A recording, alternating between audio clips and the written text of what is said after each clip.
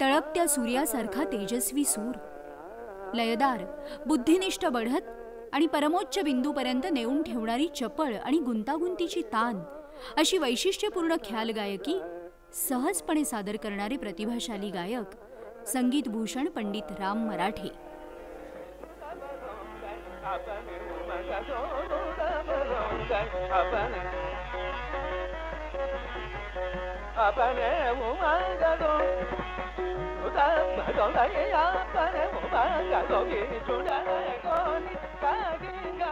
अतिशय परिश्रमपूर्वक त्यांनी संगीताचं शिक्षण घेतलं. विलायत हुसेन खां, पंडित रामकृष्ण वझे, मिराशी बुवा, पंडित विनायक बुवा पटवर्धन, मास्टर कृष्णराव, पंडित जगन्नाथ बुवा पुरोहित या दिग्गज गायकांच्या गानशैलीचा उत्तम मेळ पंडित राम मराठे यांच्या गायकीत दिसतो.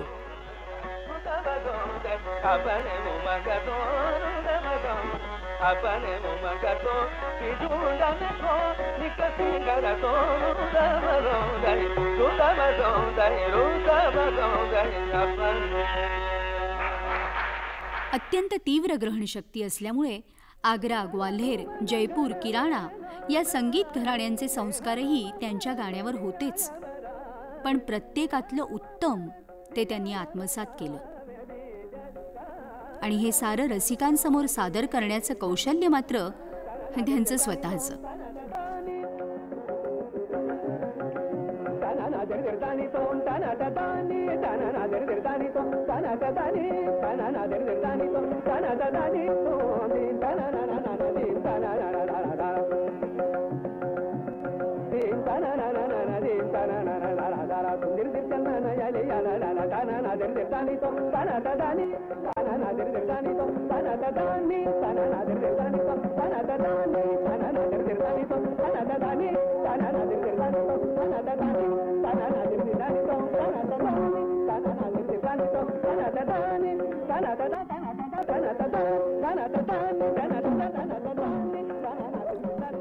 गाण्याची मनस्वी आवड आणि वडिलांची प्रबळ इच्छा यामुळे बालवयातच त्यांना चित्रपटात गाण्यासह अभिनयाची संधी मिळाली. प्रभात कंपनीच्या गोपालकृष्ण चित्रपटात प्रमुख भूमिकेसाठी रामभाऊंची निवड झाली. खरंच कृष्णा तू कोण आहेस रे? मी सांगू कोण आहे तो? नको, मीच सांगतो. नाही मीच सांगते. तुम्ही दोघेही नको, मीच सांगतो. सांग. मी तुमचा मुलगा. आई तुझाच चकुला तुझाच गे मामा मुगी, तुझाच चकुला तुझाच गे मामा मुगी. गोकुळी राखे गोधना, गोकुळी राखे गोधना, नंद बाळनी कान्हा, नंद बाळनी कान्हा, नंद बाळनी कान्हा. तुझाच चकुला तुझाच गे मामा मुगी. यमुना त्यांच्या सुरेल आवाजातली चित्रपटातली सर्वच्या सर्व गाणी अतिशय लोकप्रिय झाली. त्यांची भूमिका असलेला आणखी एक गाजलेला चित्रपट म्हणजे माणूस. माणूस मधला जो चहावाल्याचा रोल आहे तो माझा नव्हता. तो मुळात होता गोपाळ कृष्णमध्ये ज्यांनी माझ्याबरोबर पेंड्याचं काम केलं त्या परशुरामला तो रोल होता आणि त्यालाच तो सूट होता. तो त्याच्या करताच तो निलयाची काय रोल असं तो काम करणारा केलं असतं इतकं तुम्हाला आपल्याला सांगतो. पण काय झालं त्याचाही आवाज फुटला 50-16 वर्षी. तर मग गाण्याचं काय करायचं बरं. त्यावेळेस लेबरची सिस्टीम नव्हती. त्यावेळेला गाणारा मनुष्य त्यांनीच ती गायला पाहिजे खरं जो रोल करणार असेल. तो मास्तर म्हणाले अहो रामोला बोला. मी इकडे रणजितमध्ये होतो त्यावेळेला. तुळशीदास अशी आमची पिक्चर चालली होती. तर मग असं तुम्हाला चालले मी गेलो. ते म्हणाले तुला असं चहावाल्याचं काम सगळं आमचं कंपनीमधलं सगळं वातावरण त्यावेळेला बघू की हा रामाचं काम करणार परशाने चांगलं काम केलं असतं आणि हे मलाच तेव्हा पटत होतं. पण शांताराम बापूंनी माझ्याकडून ते काम करून घेतलं. हे क्रेडिट त्यांना मी देतो की मला त्यांनी चालण्यापासून हॉटेलवर चालतील कसे इथपासून शिकवलं. तू हॉटेलमध्ये जात जा त्या लोकांच्या काय सवयी असतात त्या बघ तू.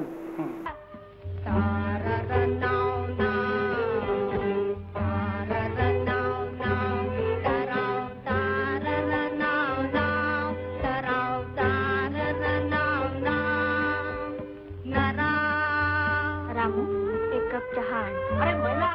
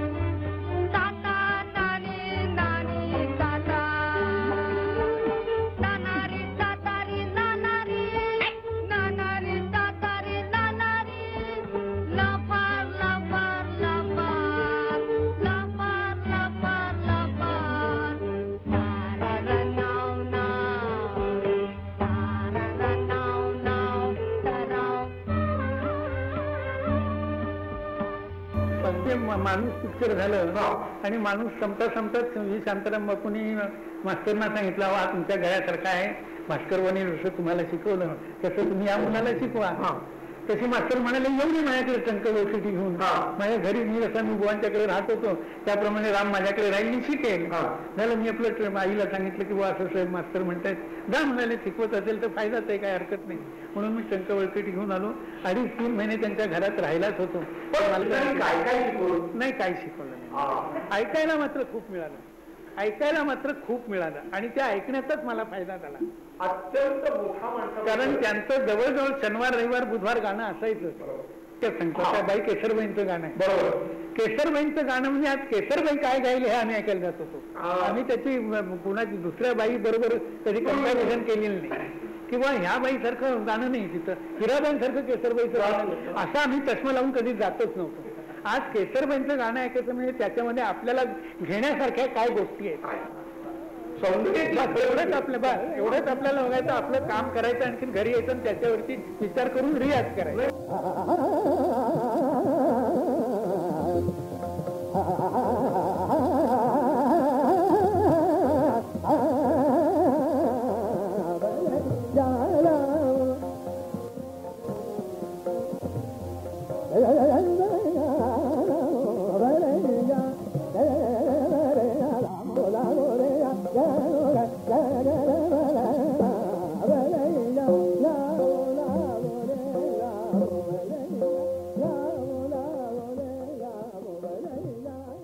त्यावेळेला असं होतं की गाणं आम्हाला ऐकायला जाणं म्हणजे काही वेळेला मुश्किल व्हायचं. असं व्हायचं की ह्या वस्तीत आपण गाणं ऐकायला जावं की नाही.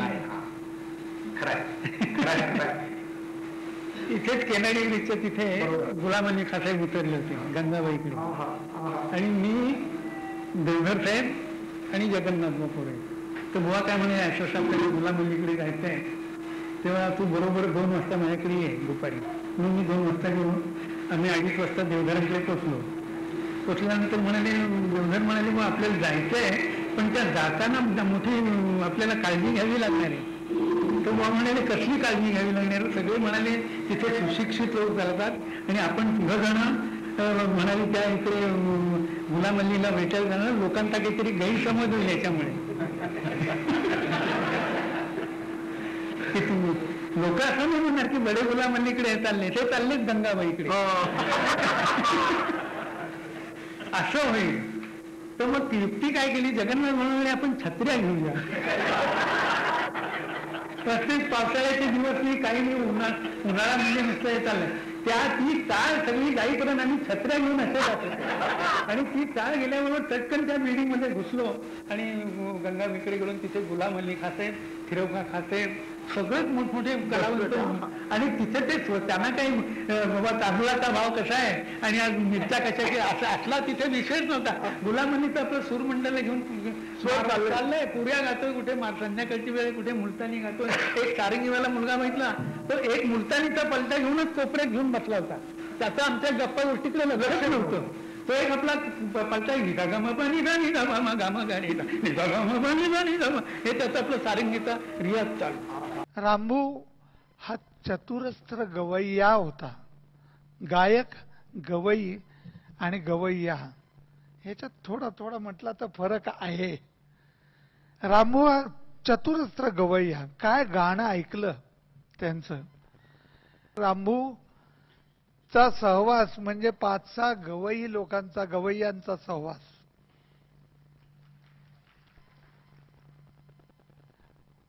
कुठल्या घराण्याचं गायले नाहीत. जे महाराष्ट्राला 4 घराणी जी अभिप्रेत आहेत महाराष्ट्राला, एक ग्वाल्हेर, ते इचलकरंजीला होतं बालकृष्ण बुवांच्याने. किराणा घराणं मिरजेला होतं. कोल्हापूरला जयपूर घराणं अल्लादिया खासाबांचं, आणि मुंबईला सगळे आग्रा घराण्याचे लोक होते. महाराष्ट्रात ही 4ही घराणी अशी रुजली गेली होती. या 4ही घराण्यांचे संस्कार रामभूंवर होते. हे विशेष करून मी सांगतोय, कारण हे सुद्धा माहिती असलेले फार कमी लोक असतील.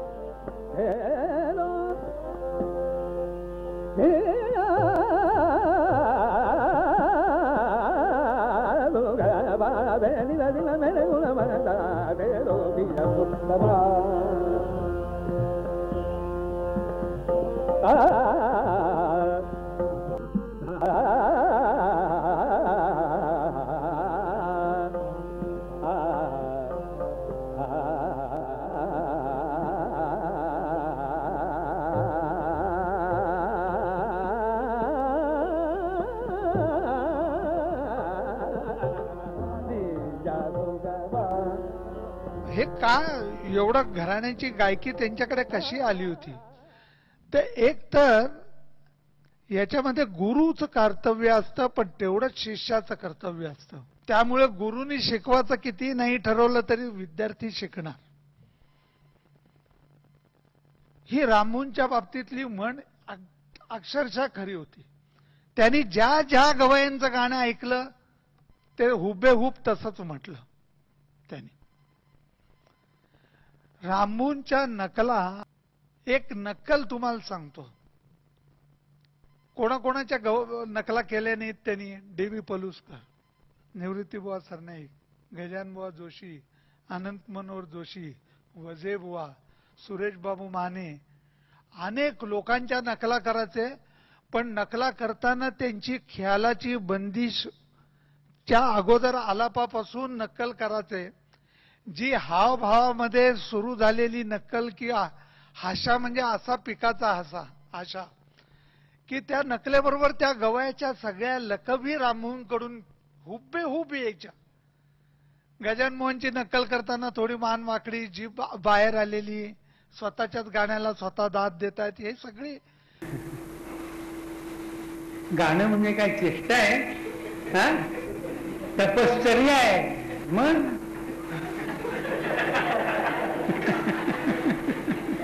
नाशिकला मध्ये एका 15-16 ऑगस्टच्या निमित्ताने गाणं होतं. तर तिथे नाशिकमध्ये काय होतं त्यावेळेला या ग्वाल्हेर त्या गाण्याचं जरा पुष्कळ प्रस्त होतं तिथे.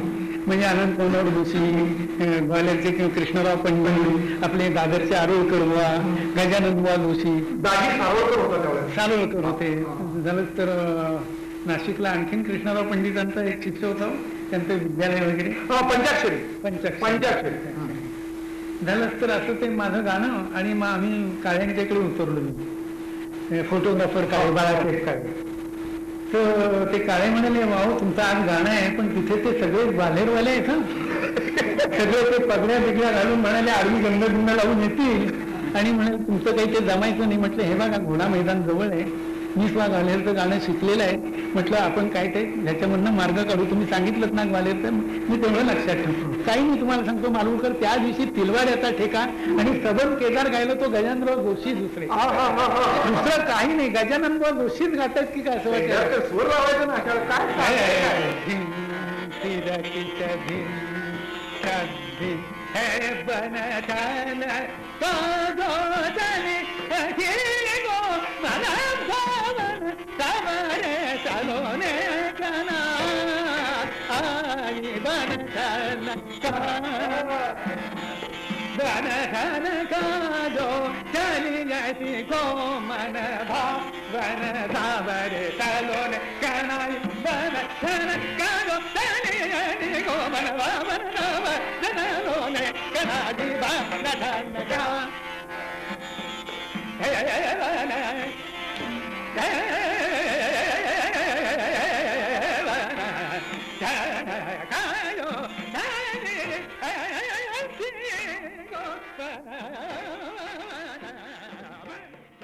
आणि ज्या हसणारा ऑडियन्स गजाननच्या हावभावाला रामबू करत होते नक्कल, हसणारा ऑडियन्स सिरियस झाला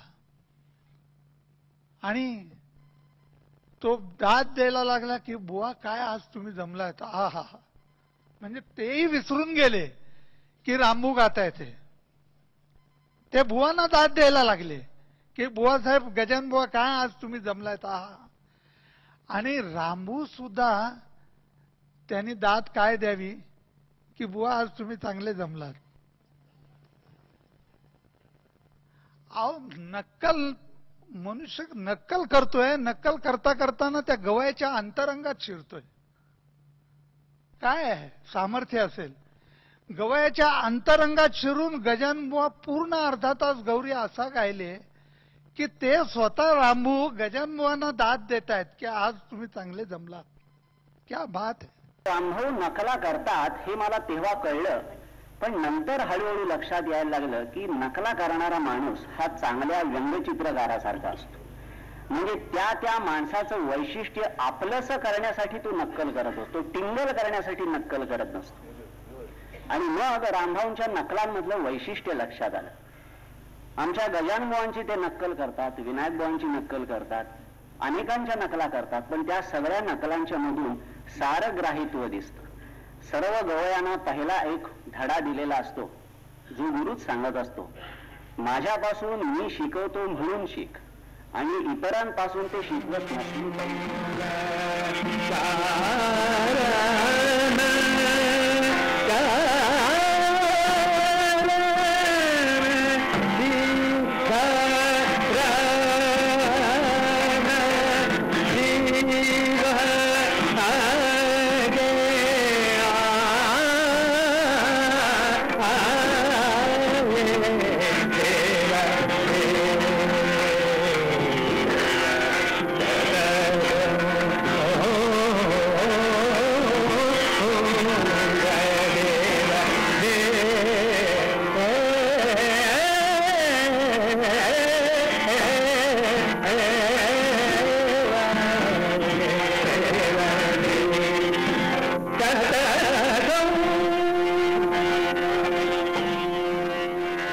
रामूंसारखा जोड राग गाणारा गवैया पाहिला नाही. किती जोड राग गावे त्या व्यक्तीने. आज मी सहज लिस्ट करत होतो किती रामू गायले, तर नॉन स्टॉप मला जवळजवळ 25 राग सुचले की हे रामू गायचे. रामूना प्रचंड विद्या माहिती होती, पण त्यांनी चुकून सुद्धा सांगितलं नाही की मला 3000 बंदीची माहिती आहेत, 3500 माहिती आहेत, कधीच सांगितलं नाही. कारण जे माहिती होतं ते स्टेजवर बसून गायले, टिचून गायले रामू.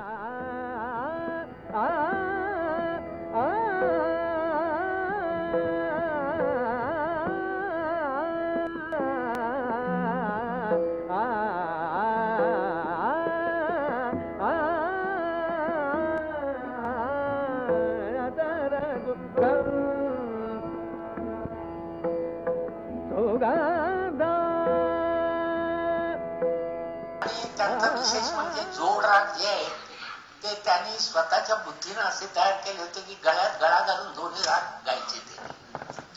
ते कौशिक गाणारा असेल तर 3 स्वर कानड्याचे, 3 स्वर मालकोचे असे लागोपाठ, आणि याला फार प्रभुत्व नव्हतं.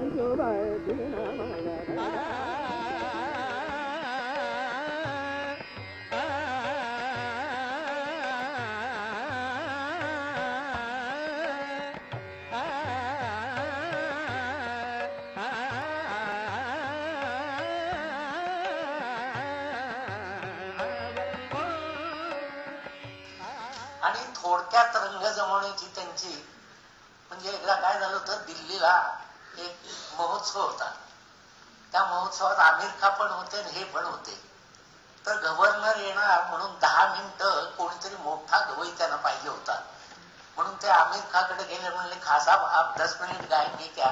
आणि त्यावेळेला एका सिटिंगला 1500 रुपये मिळायचे, आणि संगीत परिषदेत प्रत्येक गवयाचे 2 सिटिंग असायचे. तर आमिर खान सगळ्यात मोठे आमिर खान म्हणून त्यांना विचारायला गेले की खासाब आप गाएंगे क्या, आपको और 1500 रुपये मिलेगा. खासाब बोले नहीं भाई, मेरा ऋषभ लगने तक आधा घंटा जाता है, ये काम मेरे से नहीं होगा, लेकिन मैं तुमको एक अच्छा आदमी बताता हूँ, राम मराठे जी, उनके पास जाओ तुम. मग ते राम मराठेंच्याकडे गेले. राम मराठे तंबाखू खात होते, तेव्हा त्यांना म्हणले की रामभाऊ तुम्ही 10 मिनिटं घाल का, तुम्हालाही 1500 रुपये मिळतील. राम मराठे म्हणले 10 मिनिटं का, आम्ही 3 मिनिटं नाही का रेकॉर्ड मध्ये गात. आणि रामभाऊनी 10 मिनिटं आराणा गाऊन त्या गव्हर्नरला उभा केला. असे काय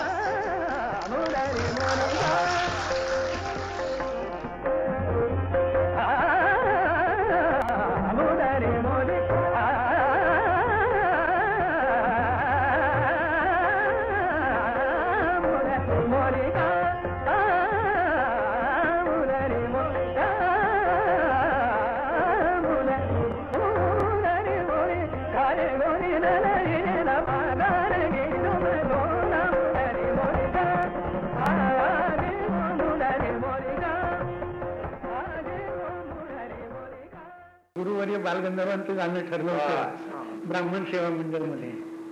आणि शनिवारचा दिवस गणेशोत्सवातला म्हणजे मुख्य कार्यक्रमच ना तो.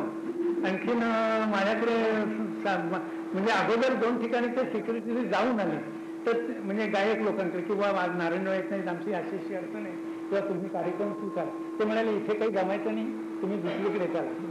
मग ते ग्रस्त माझ्याकडे आले 12:30-1 वाजता की असं बालगंधर्वांच्या बदली तुम्हाला गायचं आहे. हो म्हटलं बालगंधर्व कुठे, मी कुठे, आणि काय तुम्ही नाही म्हणाले आम्हाला आम्ही सांगितलं की तुम्ही निश्चित गाय. ठीक आहे म्हटलं, पण हे बघा म्हटलं आता मिळतील ते साथीदार ह्या बेसवरती मी येईन म्हटलं गायला. हो म्हटलं आता शनिवारचा दिवस चांगलाच नव्हते, हार्मोनियम मध्ये चांगले तबलगीत मिळणार कुठनं, ऐकायला वगैरे 12:30-1ची वेळ दुपारी आणि रात्री कार्यक्रम. 9:30ला. तरी मी चेड्या मंगेशकरकडे गेलो. आमचे DY देशपांडे म्हणून एक शिवारी, त्यांना मी तबल्याला घेतलं आणि देशपांड्यांना तबल्याला घेऊन गेलो. तर सुरुवातीला तिथे गेल्यानंतर मला काही ट्रीटमेंट चांगली मिळाली नाही. ते असंच म्हणून हा गोपाळकृष्णाचं काम केल्यानंतर मग काय जाणार हो, तुम्ही चहा नाही, कॉफी नाही, या मुळात किंवा काही आदरमुळे काही नाही. मी आपला सगळं समोरे घेऊन एका खोलीमध्ये बसलो होतो. आपला गच्चीत कोणी मला विचारत नव्हतं, फक्त सेक्रेटरी चला आता सुरू करा म्हणून आम्ही समोरे बागेश्री रागापासून सुरू केलं. ठुमरी म्हटली, मग इंटरव्हल करायचं होतं. मग धावतही सख्या यदुवारा म्हटलं आणि इंटरव्हल केला. ते इंटरव्हल पर्यंत जाणं इतकं रंगलं की ते सगळे कमिटीचे लोक काय बोलतात, आपल्याला केशरी दूध पाहिजे काय, कुठलं पान खाता तुम्ही, तंबाखू कुठला खाता, हे सगळं विचार. म्हणजे नंतर त्यांना पटलं किंवा हे नुसतं काही नाही. आणि कारण खरोखरच जाणं तेव्हापासून मी पुढे आलो खरं सांगितलं.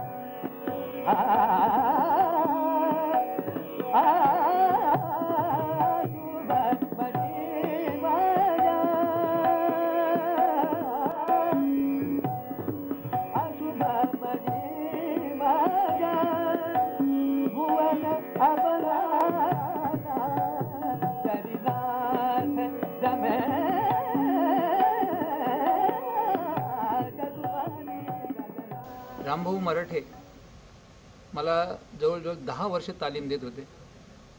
त्या 10 वर्षाच्या तालमीमध्ये म्हणजे हा कच्चा घडा त्यांनी पूर्णपणे मला भरून दिला. मला जाम अभिमान वाटतो की मी एक ग्रामीण भागात राहणारा माणूस, पण रामभाऊंच्या केवळ आशीर्वादाने मला आज 5-6 जिल्ह्यामध्ये मोठमोठाले कार्यक्रम करून मला मोठं नाव मिळालं की रायगड भूषण देखील मला ही पदवी मिळाली. तर ह्या पदवीचं खरं श्रेय आहे आमच्या रामभाऊ मराठेंचं. कारण मी सांगतो, जशी पुत्रावर माया करावी तशी त्यांनी आमच्यावर माया केली. आणि त्या मायेच्या पोटी त्यांनी आम्हाला इतकं भरभरून ज्ञान दिलं की वसंत बहार गायचा मंदारमालेमधला, तर तो आमच्या रामभाऊनीच गावा असं मी म्हणेन. आणि मला तर अनुभवतो, मी आज जवळजवळ सगळ्या मोठ्या गायकांचं गाणं ऐकलं, पण रामभाऊंचं गाणं ऐकून मला जी तृप्ती मिळाली ती कोणाकडे मिळाली.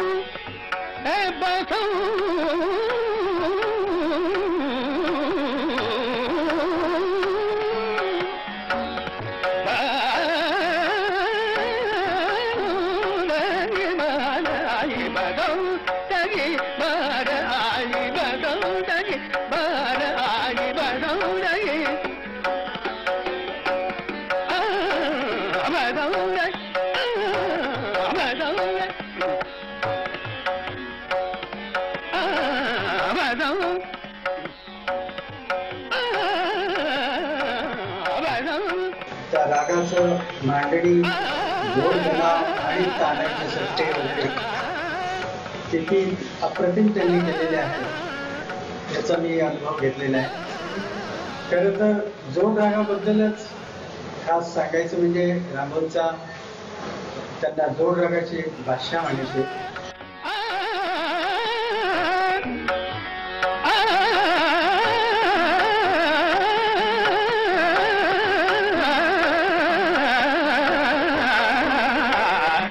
सूर, लय, ताल आणि रागाची शुद्धता सांभाळून रागाचा नेमका स्वरविस्तार कसा करायचा हे ते फार सुंदर रीतीने शिकवायचे. तर त्यांच्याकडे रागाचा खूप भरडा होता. पारंपरिक असे राग आणि नंतर जसं भैरव बकियार इतके छान ते मांडणी तशी करायची की हा राग कसा गायला पाहिजे ह्याच खरं वस्तुपाठ त्यांच्या गाण्यातून आपल्याला मिळतो. आणि तानेचं खास त्यांचं एक बलस्थान होतं. त्यांचे इतके सफाईदार, दाणेदार आणि जलद फास्तान अगदीच क्वचित ऐकायला मिळते. आपल्या इकडे तर फारच क्वचित मला तशी तान ऐकायला मिळाली कोणाकडून. आणि त्या तानेत सुद्धा ते रंगून जायचे. उगीच माझी तयारी दाखवायची म्हणून असं नव्हतं, तर त्या तानेत रंगून आणि त्याच्यातून तो राग सुद्धा ते मेंटेन करू शकायचे. हे एक खास वैशिष्ट्य मी जरूर त्यांचं सांगितलं.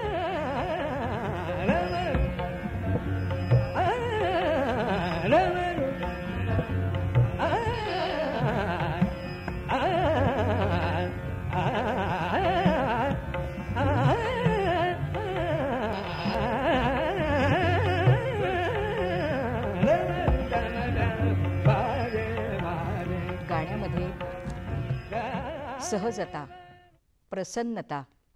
गाणं हे जोशपूर्ण होतं, परंतु आक्रमक नव्हतं. गाण्यामध्ये त्यांच्या कधीही कर्कशपणा असा नव्हता. लयीचे बादशहा तर ते होतेच, पण जोड रागाचेही बादशहा होते. मास्टर कृष्णराव हे भास्करबुवा बखले यांचे शिष्य आणि पंडित राम मराठे यांचे गुरुवर्य. अर्थातच भास्करबुवांची गायकी रामभाऊंच्या गळ्यावर विराजमान झाली. आपली गानपरंपरा जतन करून त्याचं संवर्धन रामभाऊच करतील याची खात्री मास्टर कृष्णराव यांना होती. आणि या विश्वासानेच आपल्या अखेरच्या काळात त्यांनी अनेक बंदिशी, अनेक चिजा आपणहून रामभाऊंना शिकवल्या.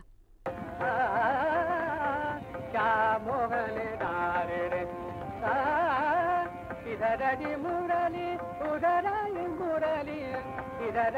मुरली मुरली मथुरा में धूम मचाई रे, क्या मोगलदार रे काला, क्या मोगलदार, ये क्या मोगलदारी रे काला काला, क्या मोगलदार रे काला, क्या मोगलदार रे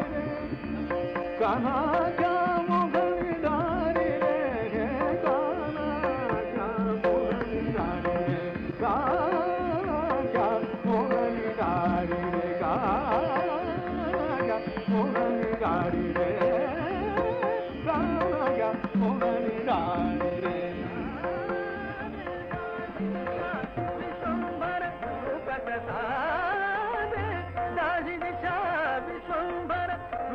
साधे विश्वासे हे अमुते वैभव गाधे, विश्वासे हे अमुते वैभव गाधे, आम्ही सुनिये ते राधे, आम्ही सुनिये ते राधे.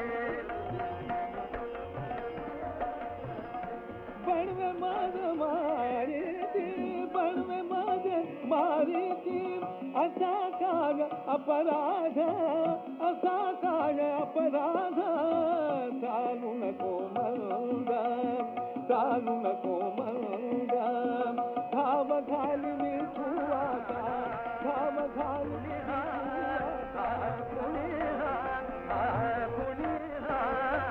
रजत रसा जाला होतला आला उदयाला नदी चंद्रमा आला, नदी चंद्रमा आला, नदी चंद्रमा आला, चंद्रमा आला.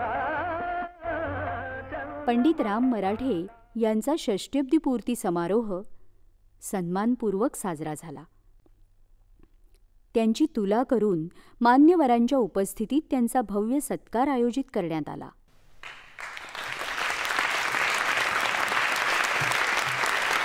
हा माझा गौरव नसून माझ्या नाट्यगुरुजनांचा, म्हणजेच जयपूर, ग्वालियर, आग्रा या घराण्याचा, म्हणजेच कैलासवासी गायनाचार्य पंडित भास्करबुवा बखले परंपरेचा आहे अशी माझी खात्री आहे. मला गुरु भेटले कैलासवासी गायनाचार्य पंडित जगन्नाथबुवा पुरोहित, मास्टर कृष्णरावजी, मिराशीबुवा, मनरजी बर्वे, वामनराव सोडोलीकर आता आहेतच. ह्या सर्वांनी अर्थात हे सगळे जरी गुरु, काही वेळेला असंही होतं की आपल्याकरता शिष्य दुसऱ्याकडे गेला म्हणजे थोडेसे गुरु शिष्याचे एक काहीतरी निराळे संबंध उद्भवतात, पण तसं माझ्या बाबतीत झालेलं नाही हे मी आपल्याला सांगतो. मी दुसऱ्याकडे शिकलो तरी त्यांना असा आनंद वाटायचा की हा मुलगा दुसरीकडे चांगल्या गुरुकडे शिकतोय ना, आपली कला वाढवतोय ना, त्यामुळे मी कुठल्याही गुरुचे बददुआ घेतलेली नाही. मी चांगलेच आशीर्वाद घेतलेत. मास्तर कृष्णरावांचं मला गुरुपौर्णिमेला एक कार्ड यायचं की माझा तुला आशीर्वाद आहे, तू भास्कर बुवा बखल्यांच्या परंपरेचा गायक आहे हे विसरू नकोस. ह्याच्यातच माझा मोठेपणा आहे. आणि मी जरी किती वर्षाचा जरी झालो तरी माझी कला तरुण राहिली पाहिजे हे मला म्हणायचं.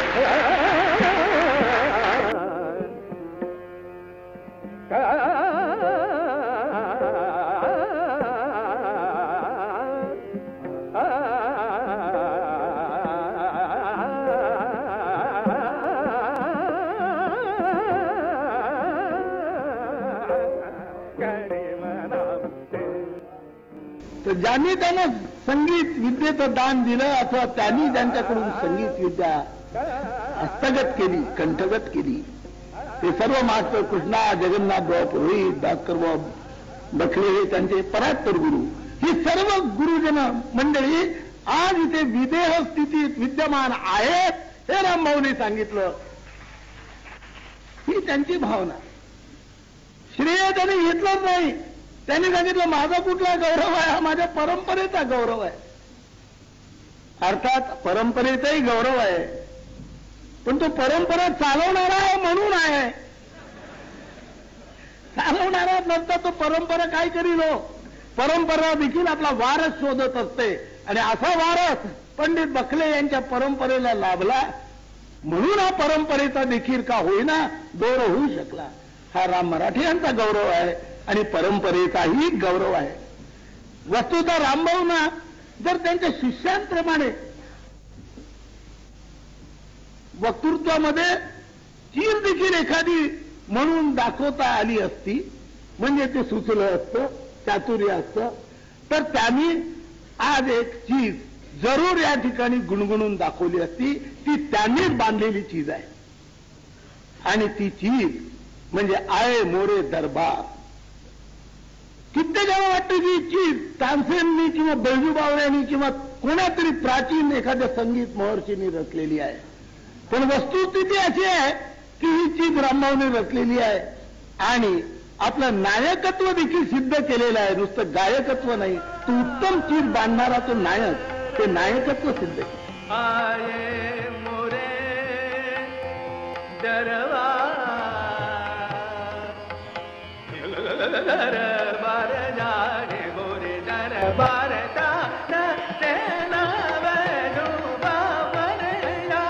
ये मोरे दरबार आये मोरे दरबार ये मोरे दरबार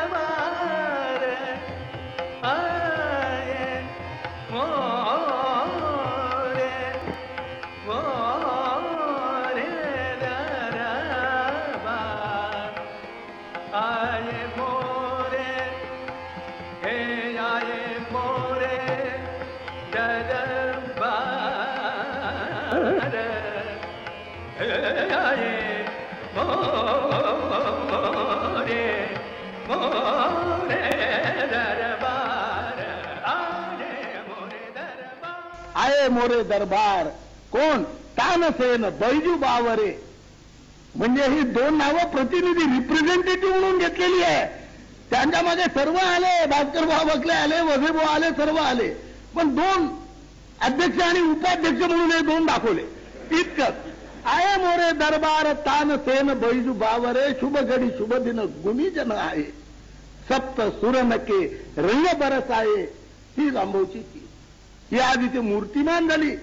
जी रामभाऊंच्या मैफलीत मूर्तिमान होते ती आज तुम्ही सर्व रसिकांनी मूर्तिमान केलेली आहे, कार्यकर्त्यांनी मूर्तिमान केली आहे, खुद्द गुणीजनांनी आणि गुरुजनांनी मूर्तिमान केलेली आहे. ही चीज आये मोरे दरबार. हा रामभाऊंचा दरबार आहे, हा रसिकतेचा दरबार आहे, हा परंपरा मानणाऱ्यांचा दरबार आहे.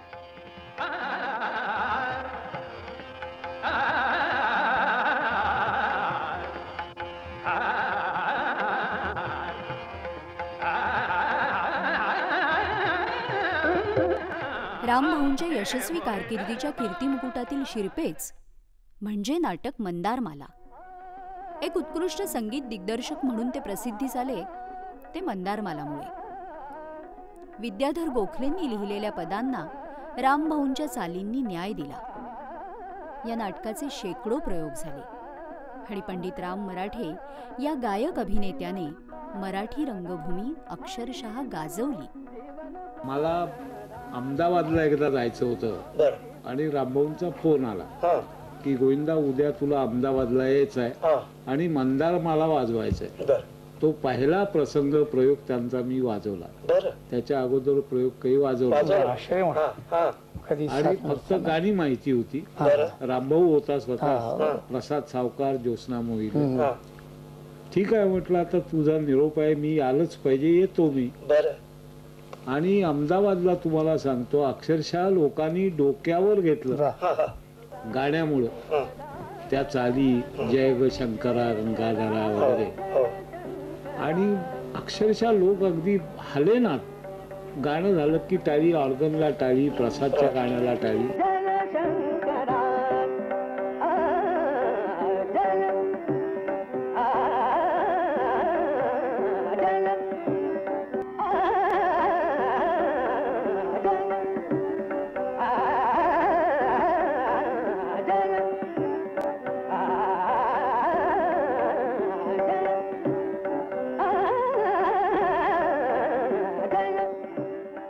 नाटक पाहिलं होतं ते आमच्या बरोबरीने असे निघाले बरं का, आणि त्या कोकणी भाषेत बोलायला लागले.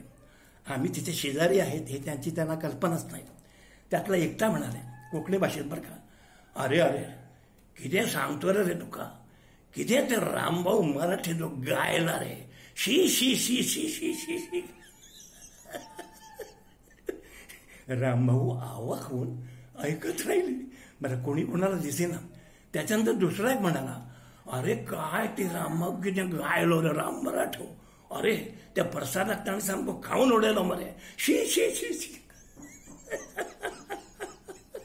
मला अजून तो प्रसंग आठवला. रामभाऊला खूप वाईट वाटलं. मला कळलं ते रामभाऊ मला बोलले तिथे, काय हे सावकार, तुम्ही म्हणालात या गावचे प्रेक्षक अतिशय उत्तम आहेत, ऐकणार आहेत, आणि हे काय माझ्या गाण्याला शिशी करता ऐकते. अहो म्हटलं शिशी, आमच्याकडे शिशी हे म्हणजे चांगल्या अर्थानं शिशी असं म्हणतात. तुम्ही काय सांगता मला, चांगल्या अर्थानं कोणी शिशी म्हणतात? यापुढं मी या मापशा गावात कधीच येणार नाही.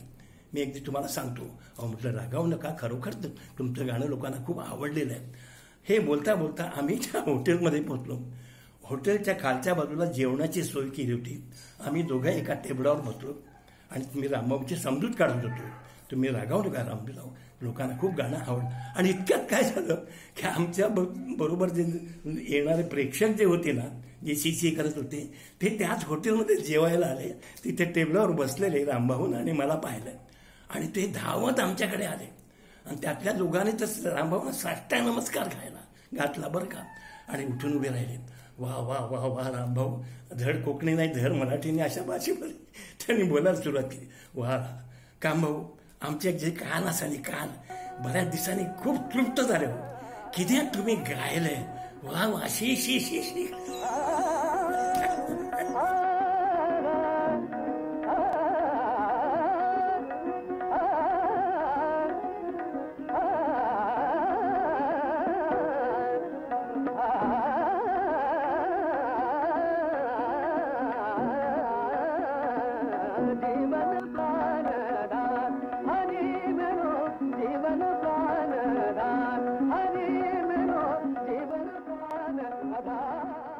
रंगशारदा करायला लागली मंदार मला, तेव्हा गोखल्यांनी पद लिहिलं होतं प्रभाताईंसाठी.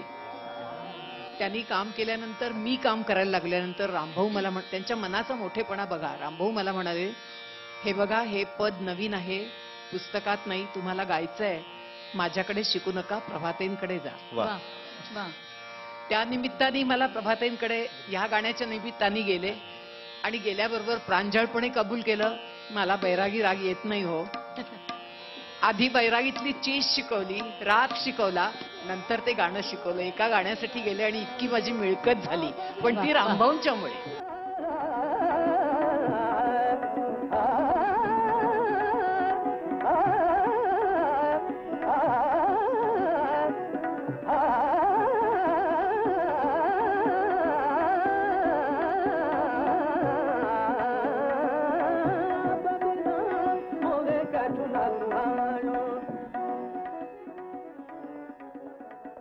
साधारण आपला निर्माता आणि आपण सगळे एकच आहोत असं मांडणार याचं उत्तम उदाहरण म्हणजे मंदारमालेचा दौरा चंद्रपूरला होता, नागपूरला.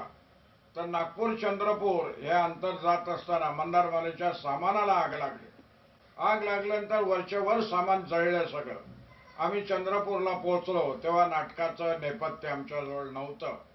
मी रडत होतो मालक म्हणून, एक गरीब निर्माता म्हणून, याच्यात विशेष काय नाही. पण त्याचबरोबर त्यावेळेला राम मराठेंच्या डोळ्यातून पाणी आलेलं मी पाहिलंय.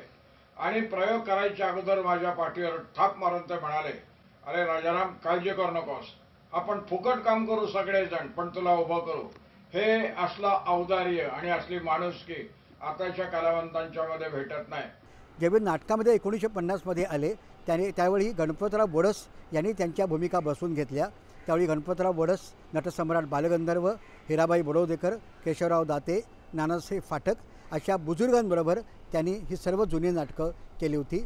आणि त्याच्यानंतर मंदारमाला, जय जय गौरीशंकर, मेघ मल्हार अशी विविध नाटकं त्यांनी केली होती.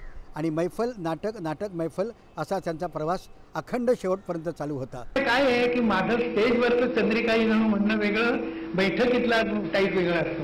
अशा दोन तरा मी ठेवलेल्या आहेत. स्टेजवरती चंद्रिका ही म्हणून असं मी म्हणतो, तसं बैठकीमध्ये म्हणत नाही.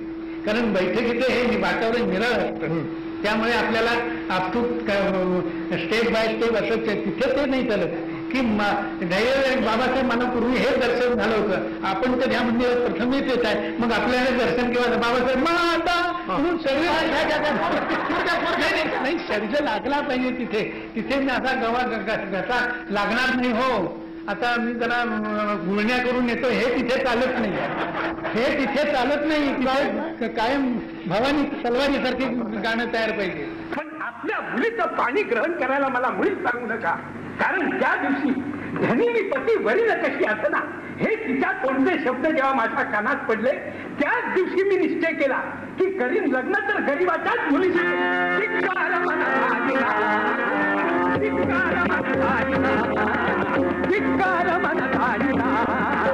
अपमान चालते विषसमाज जीवन, अपमान चालते विषसमाज जीवन, अचल तरुभागते वचने जाणना, धिक्कार मन काढिला, धिक्कार मन काढिला, धिक्कार मन काढिला. त्यांच्याबरोबर संगीत नाटकात काम करण्याचा मला योग आला.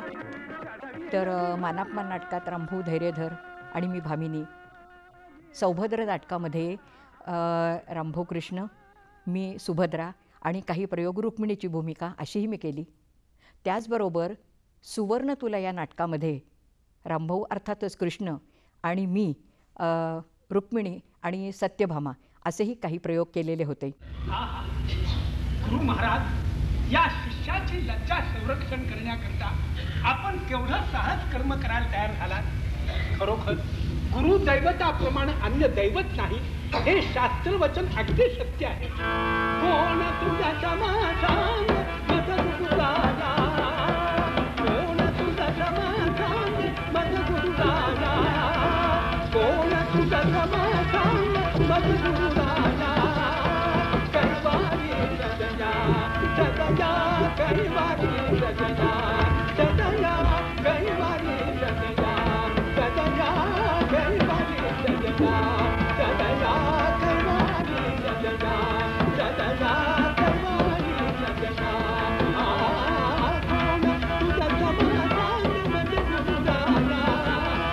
एकदा काय झालं, मास्तर कृष्णराव नाटकाला गेले होते, सुवर्ण तुला नाटकाला, आणि सौभद्र आणि स्वयंवर दोन प्रयोग त्यांचे एकाच दिवशी 3 कृष्णाचे होते, सुवर्ण तुला, सौभद्र आणि स्वयंवर. तर एका प्रयोगाला आले मास्तर कृष्णराव आणि त्यांच्या बाजूला विद्याधर गोखले बसले होते. मध्यंतरामध्ये मास्तर त्यांच्याजवळ गेले, बाबांच्याजवळ, आणि बाबांना म्हणाले, राम तू चुकून भलतीच्याच महालात जात नाहीस ना. तेव्हा विद्याधर गोखले म्हणाले की जरी तो नाटकातला कृष्ण असला तरी संसारातला राम आहे. समता सांभाळी सांभाळी, समता सांभाळी सांभाळी, समता सांभाळी सांभाळी, सुख संचारक पवन असे मी, कळी कळी ते मीच फुलवितो. जय जय गौरी शंकर नाटक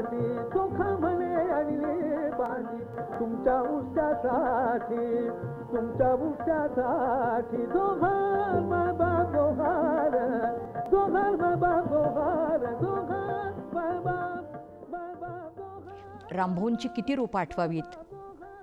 पट्टीचा गवय्या, लोकप्रिय नट, उत्तम संगीत दिग्दर्शक आणि मैफलीत रंग जमवणारा गवई अशी त्यांची विविध रूपं लोकांना आवडतात. गवय्या म्हणतो आपण ना, जे बुजुर्गाचे गवय्या आहे. पण ह्या नाटकामध्ये आल्यामुळे गाणं त्यांचं बिघडलं नाही, पण लोक त्याला क्लासिकल गाऊन देईल. त्यांना म्हणत ही गाणी म्हणत, छोटा गंधर्वांचं पण तेच झालं. नाट्यसंगीत प्रियमा वगैरे काय म्हणत, तुम्ही ह्याच गाण्याने पुढे आला तर लोक तुम्हाला तेच सांगणार ना. आणि रामभाऊला जेवढं पाहिजे होतं ना ते नाही मिळालं. मला फार वाईट वाटतं. पंडित रामभाऊंसारख्या ज्येष्ठ आणि श्रेष्ठ गायकाच्या घरातील दुसरी आणि तिसरी पिढी देखील गाण्याचा वारसा पुढे नेतीये. आजोबांची गायकी पुढे न्यावी, त्यांच्यासारखी लयकारी, त्यांच्यासारखे विचार, त्यांच्यासारखी तान फिरावी, हेच आम्ही त्यांना आदर्श ठेवतोय. आणि त्यांच्यासारखं थोडंसं तरी गाणं जमावं एवढीच आमची इच्छा आहे. आणि त्यांचा आशीर्वाद सतत आमच्यावर असावा एवढीच आमची इच्छा आहे. सगळ्या त्यांची तान किंवा लयकारी ह्या सगळ्यापर्यंत आम्ही त्यांच्या नखाला जरी पोचलो तरी आमच्यासाठी खूप मोठी गोष्ट आहे. नुसतं गायक म्हणून नाही, पण गायकीतला अभ्यासक म्हणून मला हे असं जाणवतं की त्यांचीच गायकी फक्त अभ्यास करण्यासाठी आम्हाला कमीत कमी 2 ते 3 जन्म लागतील असं मला वाटतं. चित्रपटसृष्टी, नाट्यसृष्टी, अभिजात संगीताच्या मैफिलीतले श्रेष्ठ दर्जाचे गायक अशी पंडित राम मराठे यांची विविध कामगिरी खरोखरच अद्भुत आणि लक्षणीय.